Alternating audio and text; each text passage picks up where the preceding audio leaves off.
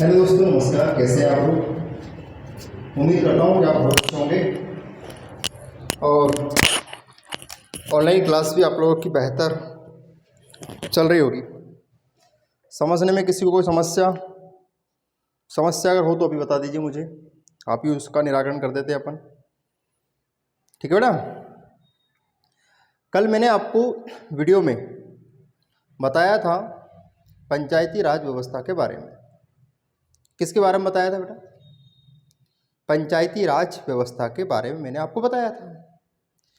और मैंने बताया था ग्राम सभा के बारे में कि एक ग्राम सभा होगी, उस ग्राम सभा में कई सदस्य होंगे और वही सदस्य होंगे जिनकी उम्र 18 वर्ष की होगी और 18 वर्ष की उम्र के साथ साथ उनका नाम वोटर लिस्ट में होना चाहिए। निर्वाचक या निर्वाचन जो भी कहते हैं अपन, उस लिस्ट में क्या होना चाहिए? नाम होना चाहिए, है ना। तो ये सारी बातें मैंने आपको बताई थी। तो अगर आपसे कोई क्वेश्चन पूछे कि ग्राम सभा के सदस्यों के लिए क्या ज़रूरी है, तो बेटा ग्राम सभा के सदस्यों के लिए दो चीज़ ज़रूरी है। एक 18 साल की उम्र, दूसरी बात उसका उस गांव के वोटर लिस्ट में या निर्वाचन एक लिस्ट बनती है गांव के अंदर, जिनका नाम उस लिस्ट में होता है ना, वो ही लोग वोट डाल पाते हैं। ठीक है। तो ये सारी बातें आपको याद होना चाहिए। तो बेसिक तो मैं आपको बहुत अच्छे से समझा चुका था। आज हम लोग पूरे फैक्ट वाइज बात करेंगे। कैसी बात करेंगे? Fact wise. आज फोकट की बात अपन नहीं करेंगे। ठीक है। चलो, तो सबसे पहले आप लोग लिखिए और लिखते चलिए, है ना। सबसे पहले हेडिंग डालिए ग्राम सभा और लिखिए इसमें, ग्राम सभा को सादिक अली समिति के द्वारा, ग्राम सभा को सादिक अली समिति के द्वारा संवैधानिक दर्जा दिया गया।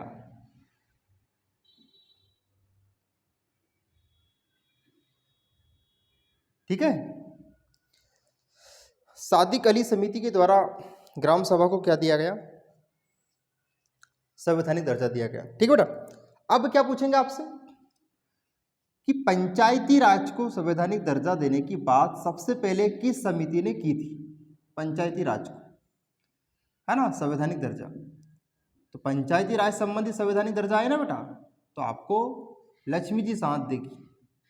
कौन साथ देगी? लक्ष्मी मल सिंघवी समिति। ये मैं आपको बहुत अच्छे से पढ़ा चुका हूं। ठीक है।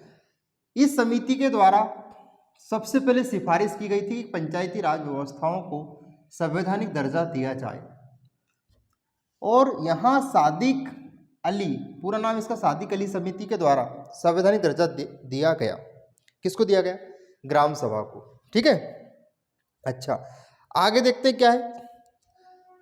फिर लिखना है 2009, 2010 जो वर्ष था, तो भारत सरकार द्वारा इस वर्ष को ग्राम सभा वर्ष घोषित किया। ग्राम सभा वर्ष मतलब हम लोग 2009 और 10 को हम लोग ग्राम सभा के रूप में मनाएंगे। तो ग्राम सभा के रूप में मनाएंगे मतलब हम लोग 9 और 10 में क्या करेंगे? ग्राम सभा के विकास के लिए कार्य करेंगे, या फिर हम लोग ग्राम सभा को और कैसे अपडेट कर सकते हैं और किस तरह गांव में निष्पक्ष रूप से कोई भी चीज़ आ सकती है, उसके बारे में अपन क्या करेंगे? बात करेंगे। ठीक है। तो दो प्रश्न कैसा आएगा? 9-10 वर्ष, तो 2009 और 2010 वर्ष से को भारत सरकार द्वारा ग्राम सभा के रूप में मनाया गया। पहला पॉइंट लिख लिया। आगे लिखेंगे अनुच्छेद 243 के तहत, अनुच्छेद 243, या तो आप इसे ए लिख लो, या फिर आप इसको का लिख लो, या फिर इसको आप आ लिख लो, जहां से भी, क्योंकि सबके शुरुआत वर्ड है। जनरली तो वहाँ का आएगा या फिर ए आएगा। ऐसे शुरू का अगर वर्ड आया आपको तो घबराने की जरूरत नहीं। कभी अंग्रेजी में, कभी हिंदी में, कभी ये वर्णमाला के अक्षर के हिसाब से आएगा। मेन चीज़ क्या है इसमें? 243 के साथ कुछ भी ऐसा पहला वर्ड आपको किसी भी वर्ग का दिखाई दे तो बस घबराने की जरूरत नहीं है। ग्राम सभा का गठन, ग्राम सभा के गठन का क्या है बेटा, उल्लेख है। ठीक है, ये तो कौन सा अनुच्छेद ये कहता है कि भैया हर गांव में एक ग्राम सभा का गठन होगा? तो अनुच्छेद 243 या 243। तो 243 हमारा कॉन्टैक्ट किससे रखता है? 143 से। 143 को आप लोग जानते हैं, तो 143 1 को रिप्लेस कर दो, काई से? 2 से, क्योंकि 1 के बाद क्या आता है? 2। ठीक है, ऐसे। तो 243 ए में क्या है? ग्राम सभा के गठन का उल्लेख है। इसके बाद नेक्स्ट पॉइंट लिखेंगे, 18 वर्ष के वे लोग जिनका नाम निर्वाचन नामावली में है। फिर अगर हम लोग योग्यता की बात करें तो आपको योग्यता में क्या लिखना है? 18 वर्ष। लेकिन क्या 18 वर्ष से काम चलेगा? नहीं, कामा लगाएंगे और यहाँ लिखेंगे निर्वाचन। गांव में क्या होगी? निर्वाचन सूची होगी। उस सूची में भाई साहब का क्या होना चाहिए? नाम। अगर उस सूची में नाम होगा तभी तो भाई साहब क्या डाल पाएंगे? वोट। और उस सूची में नाम कब होगा? जब वो 18 वर्ष के होंगे। समझ में आया बेटा? तो सिर्फ 18 वर्ष से काम नहीं चलेगा। निर्वाचन सूची में क्या जरूरी है? नाम जरूरी है। अगर नाम है तो ही काम होगा, अदरवाइज नहीं होगा। Point clear? नोटेड भी पॉइंट माय लॉर्ड। नेक्स्ट है ग्राम पंचायत ग्राम सभा की कार्यकारी संस्था है। लिखिए सब लोग, ग्राम पंचायत क्या है? कार्यकारी संस्था है। कार्यकारी क्या है बेटा? संस्था है। कार्यकारी संस्था है, किसकी है कार्यकारी संस्था है ये? तो ग्राम सभा की। ग्राम सभा में कहाँ के लोग रहेंगे? गांव के लोग रहेंगे। और गांव के लोगों का समूह क्या कहलाएगा? ग्राम सभा। लेकिन इसमें वही लोग रहेंगे जो कितने वर्ष के हैं? 18 वर्ष के हैं। तो गांव की सभा के लिए कौन काम करती है? तो पंचायत काम करती है। लेकिन कौन सी पंचायत? ग्राम पंचायत। काम करती है मतलब कार्य करती है। वो कार्य करती है तो कार्य करने वाली क्या हो गई? है संस्था हो गई। तो पंचायत किसके लिए काम करती है? ग्राम सभा के लिए। तो ग्राम सभा के लिए कार्य करती है कौन? ग्राम पंचायत। तो हम यहाँ लिखेंगे ग्राम पंचायत कार्यकारी संस्था है, किसकी? ग्राम सभा की। अगर पॉइंट क्लियर हो गया हो तो आपको बिल्कुल डरने वाली बात नहीं है। नहीं तो आपको मेरा व्हाट्सएप नंबर 8234944831 पर तुरंत आप लोग डाउट पूछ सकते हैं। ठीक है बेटा। नेक्स्ट क्या है? ग्राम सभा ग्राम सभा ग्राम पंचायत के कार्यों का निरीक्षण व मूल्यांकन करती है। नेक्स्ट पॉइंट आप लोग लिखेंगे, ग्राम सभा ग्राम पंचायत के कार्यों का निरीक्षण करती है। क्या करती है? निरीक्षण करती है ना? निरीक्षण व मूल्यांकन। मूल्यांकन मतलब देखती है कि भैया काम किस स्तर तक हो रहा है। निरीक्षण मतलब कोई घोटाला तो नहीं कर रहा है, काम कितना क्वालिटी का हो रहा है। तो ये मूल्य का अंकन करती है, निरीक्षण करती है। कौन? ग्राम सभा। किसका? ग्राम पंचायत का। कि जो 4-5 लोग सरकार ने यहाँ बिठाए हैं चुनाव के माध्यम से, किसी को नियुक्ति दी है ना, तो ये सब मिलकर क्या यहाँ ऐसा तो नहीं कि सब मिल बैठकर आराम से यहाँ घोटाला कर रहे हैं। तो इन सारी चीज़ों के ऊपर निगरानी रखने के लिए क्या बनाई गई है? ग्राम सभा। लेकिन ग्राम सभा सिर्फ संविधान में ही है बेटा। ये ग्राउंड फ्लोर पे ग्राम सभा लोग पहचानते ही नहीं है कि क्या होता है ना, सूझ ही नहीं पड़ती कि ग्राम सभा क्या मैटर है। लेकिन बेटा गांव के लोगों का एक समूह होता है जिनकी उम्र 18 वर्ष की होती है, वो सारे के सारे ग्राम सभा में ऑटोमेटिक शामिल हो जाते हैं। तो वो सब ग्राम पंचायत के कार्यों का निरीक्षण भी कर सकते हैं और मूल्यांकन भी कर सकते हैं। समझ में आया? तो ग्राम सभा पंचायत के कार्यों का निरीक्षण करती है, साथ में मूल्यांकन भी करती है। प्रश्न कैसा आएगा कि ग्राम पंचायत के कार्यों का निरीक्षण और मूल्यांकन कौन करती है ग्रामीण स्तर पर? तो बेटा ग्राम सभा करती है, याद रखना अपने को। ठीक है। नेक्स्ट है, ग्राम सभा में न्यूनतम सदस्य संख्या 200 होना चाहिए। तो यहाँ लिख देता हूँ मैं, यहाँ पर न्यूनतम। ये बातें मैं कल भी बता चुका था, लेकिन आज सारी बातें एक साथ हो जाएगी ना बेटा, तो आपके जीव में थोड़ी शांति मिलेगी। 2000 मैंने यहाँ लिख दिया गलती से, सब लोग इसको क्या कर लेंगे आप? 200। प्रश्न आया हुआ है बेटा, यहाँ लिख लो 2017 पटवारी परीक्षा, है ना। में क्वेश्चन पूछा गया कि न्यूनतम सदस्य कितने होना चाहिए, तो 200, अधिकतम का कोई उल्लेख संविधान में नहीं है। ठीक है बेटा, तो आपको याद रखना है। नेक्स्ट क्या है, ग्राम सभा की बैठक वर्ष में 2 बार अनिवार्य है, कम से कम 4 बैठक बुलाई जा सकती है। कल ये बात मैं आपको बता चुका था। बैठक की सूचना 15 दिन पहले देना अनिवार्य है। देखो अब आपको पता है, ये मिटा दूं मैं, ठीक है। अब आपको पता है कि जब ग्राम सभा की बैठक होगी बेटा, तो ग्राम सभा में सब गांव के लोग रहेंगे, है ना। कोई खेती बाड़ी कर रहा है ना, इसके बाद कोई भैंस लेके जा रहा है ना, कोई गाय लेके जा रहा है, ठीक है, कोई मंडी गया हुआ है, ठीक है, और कोई अमेरिका गया हुआ होगा, है ना, कोई किसान प्याज बेचने के लिए, ठीक है बेटा। तो हम सब किसान भाई है, हमको क्या होता है, नाना प्रकार के काम रहते हैं हमें, है ना। तो हम लोग क्या करेंगे भैया, आपने पहले बोल रखा था सरपंच साहब से कि देखो सरपंच साहब, अगर तुम्हारे कहीं भी मीटिंग करनी हो नहीं, या तुम कहीं भी ग्राम सभा की बैठक करो, तो हमारे है नहीं, तुम लोग 15 दिन पहला बता दिया करो। अगर ये तुम हमारे 15 दिन पहला बता दोगा नहीं, तो हम हमारी भैंसिया के पानी निराव चारों पानी करके प्याज आज अंडी मंडी सब बेच मेल के हम फुर्सत होकर ग्राम पंचायत में आईने बैठ जावा करेंगे। हमारे कहीं हस्ताक्षरी तो करना है वहाँ, बाकी तो सब तुम्हारे ही करना है, ठीक है। तो प्रश्न कैसे पूछा जाएगा कि ग्राम सभा की बैठक के लिए कितने दिन पहले बताया जाएगा, तो उत्तर में क्या होगा, 15 दिन। ठीक है बेटा, उम्मीद करता हूँ आपको समझ में आ गया होगा। नेक्स्ट, ग्राम सभा की बैठक बुलाने का अधिकार।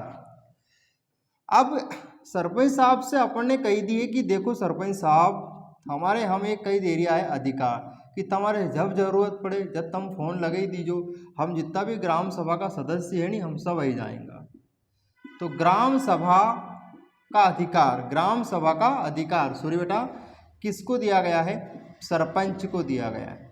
ठीक है, तो ग्राम सभा की बैठक यहाँ लिख लेना, ग्राम सभा की बैठक का अधिकार, ये बैठक अलग से मेंशन कर लेना। ग्राम सभा की बैठक का अधिकार किसको दिया गया है, सरपंच को। तो ग्राम सभा की बैठक अगर बुलाना हो तो कौन बुला सकता है बेटा, सरपंच। इतनी बात समझ में आ गई। चलो अब क्या होगा, सरपंच साहब ने बोल दिया ठीक है भाई आ जाओ, लेकिन हुआ क्या उसको अपन समझते हैं। तो एक लाइन में यहाँ लिखूंगा बहुत अच्छी, आप लोग उसके बारे में समझेंगे। सबसे पहले यहाँ लिखेंगे ग्राम सभा की बैठक के लिए न्यूनतम सदस्य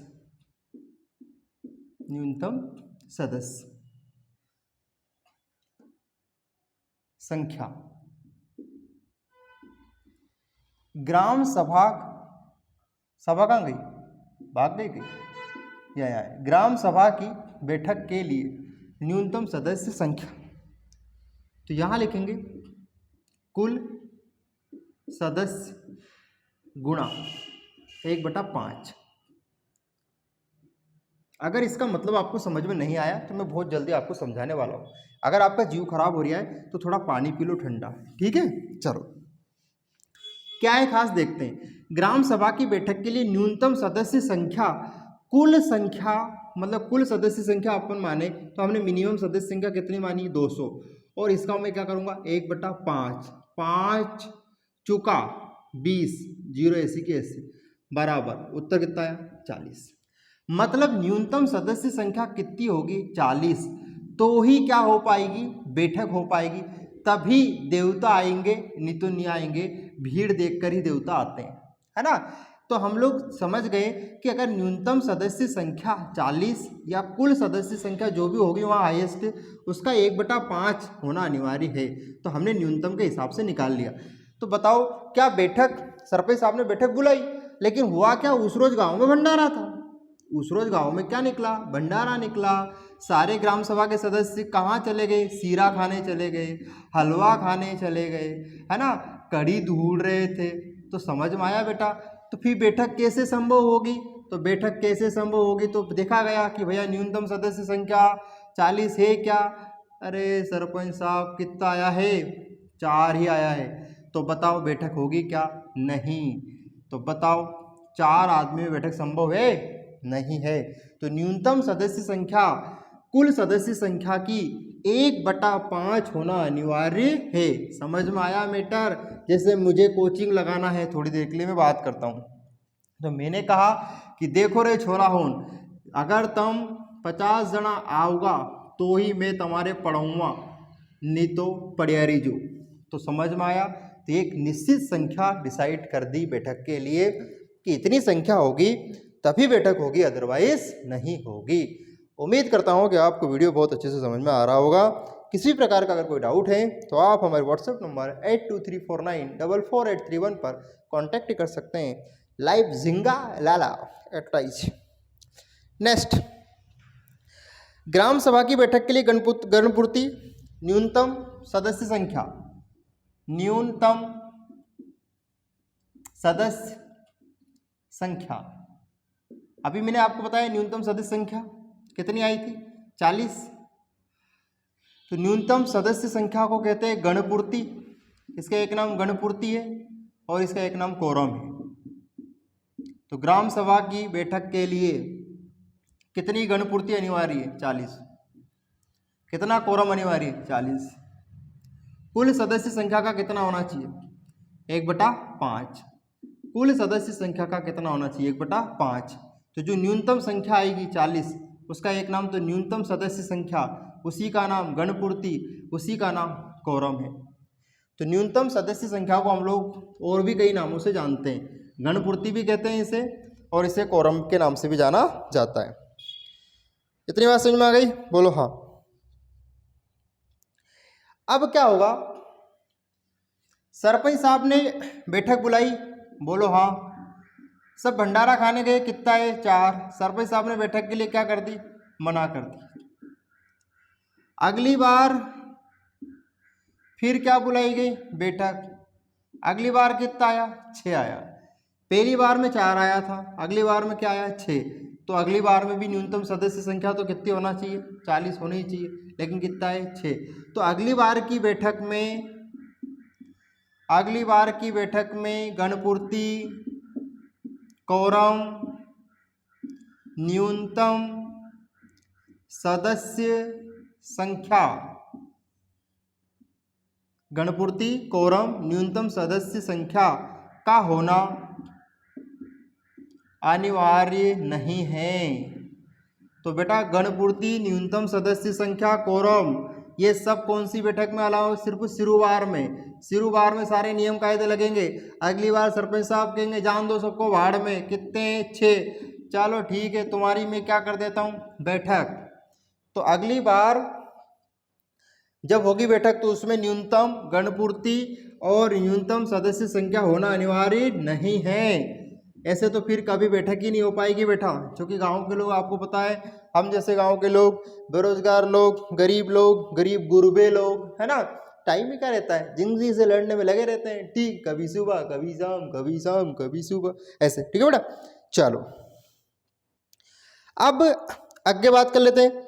ग्राम सभा की बैठक का संयोजन, संयोजन मतलब आयोजन।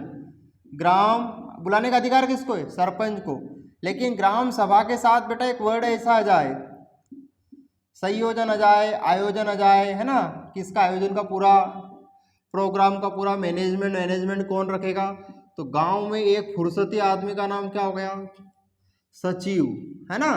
तो यहाँ संयोजन कौन करेगा, सचिव करेगा। लेकिन जब ग्राम सभा की मीटिंग होगी, तो जब ग्राम सभा की मीटिंग होगी ना, तो हम उससे क्या, उस मीटिंग का हमें क्या बनाना पड़ेगा, अध्यक्ष बनाएंगे, है ना। कि अपन कोई कार्यक्रम करते हैं तो अध्यक्ष नियुक्त करते हैं, वही तो सरस्वती वंदना करवाते हैं, है ना, फिर दीपक प्रज्वलित करवाते हैं। तो हमारे यहाँ कोई प्रोग्राम में अध्यक्ष आते हैं ना, ऐसे ग्राम सभा की जब बैठक होगी तो उसमें भी एक काय की जरूरत पड़ेगी, अध्यक्ष की। और बेटा इसका अध्यक्ष कौन होगा, सरपंच, है ना। सरपंच ऑप्शन में नहीं आए तो कौन होगा, मुखिया, और मुखिया भी ऑप्शन में नहीं आए तो फिर कौन होगा बेटा, प्रधान, मंत्री नहीं रे, ओनली प्रधान। ठीक है बेटा। तो कई अलग अलग जगह पर सरपंच को कई नामों से जाना जाता है। ठीक है, तो इतनी बात भी आपको समझ में आ गई होगी कि नहीं आई, बोलो हाँ। ठीक है, अब ग्राम सभा की 2 बैठक, न्यूनतम 2 बैठक, है ना, 4 बैठक होती है एक साल में, और न्यूनतम 2 तो अनिवार्य है, करना ही करना है। लेकिन इमरजेंसी कंडीशन में भी हम लोग क्या कर सकते हैं, ग्राम सभा को बुला सकते हैं ना। तो यहाँ हम लोग लिखेंगे ग्राम सभा के सम्मेलन को 1/3 सदस्यों की लिखित मांग पर 30 दिनों के अंदर सम्मेलन बुलाया जा सकता है। अगर ग्राम सभा के सदस्य, जो भी सदस्य उसका कितना 1/3, ग्राम सभा में जो भी क्या होंगे सदस्य उसका कितना 1/3 सदस्य के कहने पर, उदाहरण के लिए मान लो कि ग्राम सभा में 60 सदस्य है, तो उसका 1/3 कितना है 20। तो ग्राम सभा के 20 सदस्य के कहने पर, लेकिन हो सकता है संख्या कम ज़्यादा होती तो उसका कितना निकालना पड़ेगा 1/3 सदस्य कहने पर 30 दिन के अंदर, कितने दिन के अंदर 30 दिनों के अंदर, 30 दिनों के अंदर हम लोग बैठक बुला सकते हैं या बैठक कर सकते हैं। समझ में आ गया बेटा। तो अगर ग्राम सभा के सदस्य लिखित रूप से 1/3 सरपंच साहब को लिख के देंगे कि भैया हमें मीटिंग करना है अभी हैंड टू हैंड, तो 30 दिन के अंदर क्या जरूरी है, मीटिंग करना अनिवार्य है, ऐसा संविधान में प्रावधान है। इतनी बात समझ में आ गई, ठीक है। अब ग्राम सभा के समक्ष प्रस्तुत विवरण, ग्राम सभा के समक्ष क्या क्या विवरण प्रस्तुत होंगे, ग्राम सभा के समक्ष ग्राम पंचायत क्या क्या पेश करेगी, है ना। ऐसे ये हो गई ग्राम सभा, है ना। और ग्राम सभा के सामने, ग्राम सभा के समक्ष है ना प्रस्तुत विवरण, प्रस्तुत विवरण मतलब इसका ये होगा कि ग्राम पंचायत जो भी कार्य करेगी उसकी रिपोर्ट किसके समक्ष पेश करेगी, ग्राम सभा के समक्ष पेश करेगी। ऐसे बहुत सारे बूढ़े ठेड़े बच्चे जवान वो सब बैठेंगे ऐसे, और इधर सरपंच साहब सचिव बेरोजगार सहायक रोजगार सहायक इधर बैठेंगे, और ये सब पूछेंगे इनसे चल बता क्या किया, चल बता क्या किया, चल बता क्या किया। अगर कुछ गलत किया तो फिर क्या तुझे मार दिया जाए या फिर छोड़ दिया जाए, बोल तेरे साथ क्या सलूक किया जाए। समझ में आया। तो ग्राम सभा के समक्ष प्रस्तुत विवरण, अब क्या क्या विवरण पेश होंगे समझते हैं। सबसे पहला पॉइंट आप लोग लिखेंगे अपने नोट्स में, नोटेड पॉइंट, ग्राम पंचायत के लेखाओं का, ग्राम पंचायत के लेखाओं मतलब लेके खा गई पंचायत, है ना। ग्राम पंचायत, ग्राम लिखना क्यों भूल जाता हूँ, पंचायत पंचायत कर देता हूँ बार बार।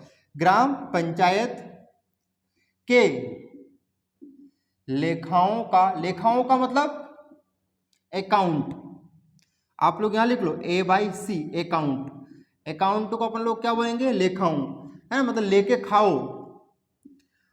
तो ग्राम पंचायत के लेखाओं का वार्षिक विवरण कि तुमने एक साल में कहाँ कहाँ गुल खिलाए हैं, चलो आओ बताओ।